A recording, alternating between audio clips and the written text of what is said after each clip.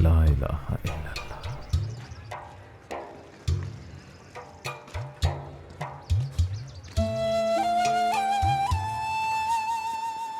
कीरा ने जख्म साफ कर दिए हैं उसके। अब आप उसे कहाँ लेकर जाएंगे?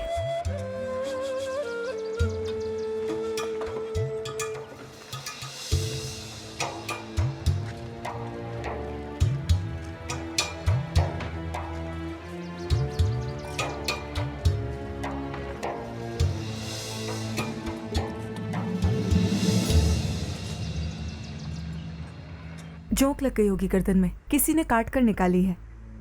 पता नहीं क्या हुआ है इसके साथ। ये तो वहाँ हमारे बागीचे में फिरता रहता था। बाबा उस दिन हाथ में चाकू लिए इसके पास इंतजार में बैठे थे। अम्मा और मैं तो घबरा ही गए थे देखकर।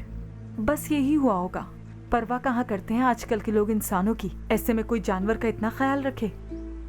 कितने लोगों ने देखा होगा लेकिन ध्यान आपने दिया।